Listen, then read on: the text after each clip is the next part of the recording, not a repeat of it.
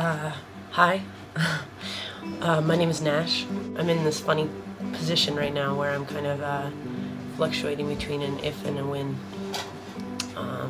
Getting really close to just staying consistently with when. I've wished so desperately for almost like the ghost of Christmas past, the ghost of transness past to come show me, you know, my future.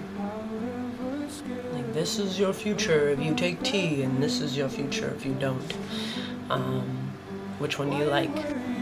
I don't have a binary identity. And that doesn't mean that medical transition isn't right for me. Made my tea appointment. I made my appointment. I made it for the day before my birthday, which I think is a really exciting time to start on this journey, and the way that it aligns with the way I started this whole journey that is life. Getting a lot of questions. As I've now been telling folks, I feel like I've been out as trans for years, but it's interesting the ways that HRT makes folks feel like you are a real trans person. This is my voice 10 minutes on T. It's happening. It's happening. Part of me can't even believe it. The nurse was sweet, but super undereducated, which was not surprising, but disappointing. She was teaching me how to draw it up and was like, so, like, what's this gonna do to you? Are you gonna get, like, hairy? I was like, amongst other things. I got some additional hair on the upper lip here. It's hard to see. Nope, not even gonna try. And actually some chin hairs. If I turn my head to the side when I'm brushing my teeth, I can see them. And I can even kind of flick them without touching my actual chin, which is progress. It's progress. Got misgendered on the phone today and did a pretty good job self-advocating and being like, no, please use my name. And the person attempted to appease me on that. But clearly my voice is still pretty high. That's the case still. You know. For me, I don't feel like my emotional capacity has changed that much. I don't feel more angry. And folks often say they don't feel more angry or angry more often, but that they experience their anger in different ways.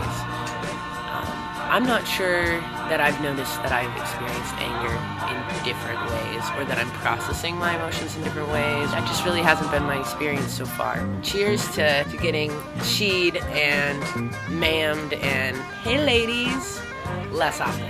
I went shopping and bought myself some medium shirts because I'm growing out of a lot of my shirts. You know, I can get overwhelmed with feeling like, oh, I wish I had started tea sooner, or like I hadn't, you know, doubted myself for so long. But I am where I am at the right time, right? This was the right time for me, because this is the time that it worked out. I needed that time to process. I needed that time to think. I needed those experiences, and I'm glad I had them. And how I identified before, in ways that are maybe different than how I identify now, were just as true. You know, I wasn't wrong.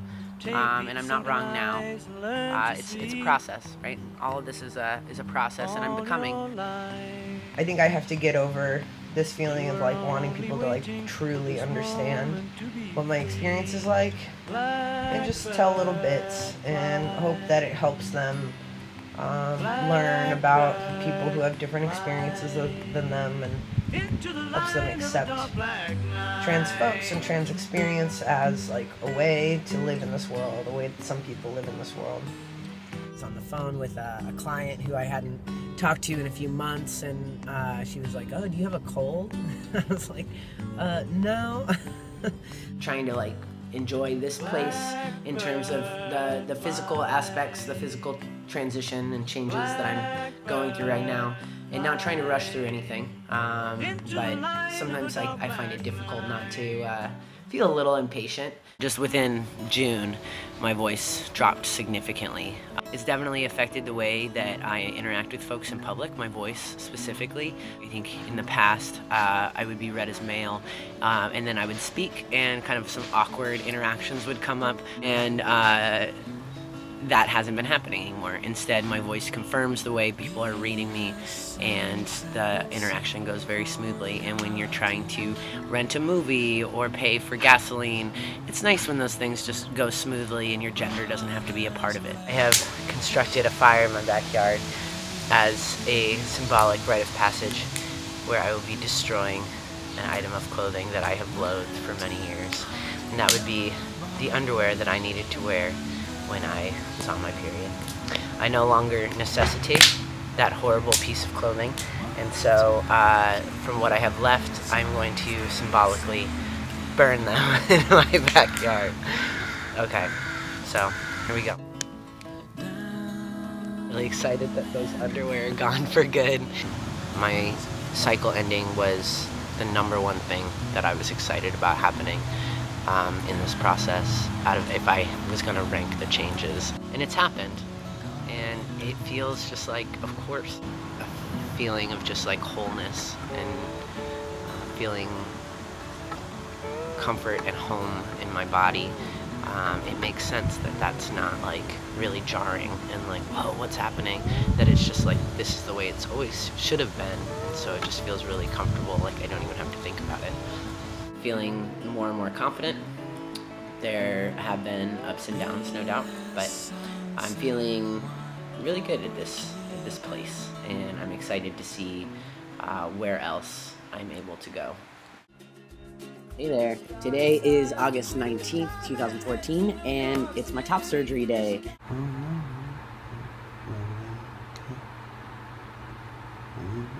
It's like she's kind of got a smoker's voice or something. It's kind of cool. Winehouse? No, she's dead. R.I.P. I feel absolutely outstanding. The feeling of my shirt touching my chest and touching my back is a better feeling than I even knew it would be. That was like a feeling that I was really looking forward to, but we just recently got out at a rest stop, and the breeze running through my shirt was totally invigorating. I don't have an outy part on this one, you know, a nipple that sticks out. This one I have one, but it's this like kind of squished fatty one. So I don't think I'm gonna have like little, you know, tweakable nipples, which is fine. Maybe I'll show you my chest real quick. 6 weeks is a good milestone because it means I'm back to doing some exercise and stuff. So that's what I'm looking like these days. So it was just Halloween 2 days ago, and I don't know, it just brought back a lot of memories of my childhood and like my boyhood, that I'm finally kind of coming into who I was meant to be back then. You know, that I took quite a bit of a detour, that I had a boyhood, and then when I started puberty, that like really detoured pretty significantly. With the help of testosterone, I feel like I'm finally growing into the person that little kid envisioned becoming and would have wanted to become. I went back to my hometown for Thanksgiving. Here comes my dog. Ooh. Oh, that wasn't bad. But, you know, part of being back home is also folks back home, understandably, I don't know if I want to say understandably, it makes sense that they have more of a challenge in terms of using my name and pronoun than folks here in Portland do. I don't want to say understandably, because I think that I want to push folks to show up for me. But I do want to say, you know, there are more challenges, there are more barriers, and those make some sense to me. But that shit is exhausting. I recorded my intro video exactly 1 year ago today, which feels pretty momentous. It's pretty remarkable how far I've come mentally and physically and emotionally, and just how much my confidence has grown since then. I was just so full of doubt, I was making myself sick with thinking about everything, and I know that that's a common experience, just realizing that this might be something that you have to do, and just getting fully immersed in making it happen and making sure you're doing the right thing for yourself. So, I mean, there's not a doubt in my mind that this was the right path, and I know that this path is long, and I'm just beginning it. but I feel so much further along than I was just a year ago today. This is Nash. I'm doing my 1 month update. Hey everyone, today is March 12th. Hi everyone, it's Nash. Today is March 27th. Hey y'all, it's Nash. Hi everyone, it's Nash. Welcome to my sunny backyard. It's Nash. Today is May 15th. Hey everyone, it's Nash. Today is May 30th. Hey everyone, it's Nash. Hey everyone, it's Nash. Today is June 29th. Hey everyone, it's Nash. 6 months on testosterone. Hey everyone, it's Nash. Hey there, it's Nash. Today is September 11th, 2014. Hey everyone, it's Nash. Hey y'all, it's Nash. Today is November 2nd. Hey, it's Nash. The double hands. I didn't realize that was 10. That feels good to do. It's Nash. Today is December 16th. Hey everyone, it's Nash. Today is January 28th, 2015, and I am 1 year on testosterone. You know, in my second year, I'm really looking forward to not relying so exclusively on testosterone to change my body physically. I've begun eating paleo, and I've already really been able to see the difference in not only how I feel in my body, but how my body looks. You know, I think it's so common that trans narratives in general that are told in the media, but also these 1-year compilations really focus just on the physical changes that people experience. And, you know, that's really just only a small part of what this year has been like for me and the changes that I've experienced. So I thought it was really important to include bits of the social and emotional changes that I experienced over the first year on testosterone.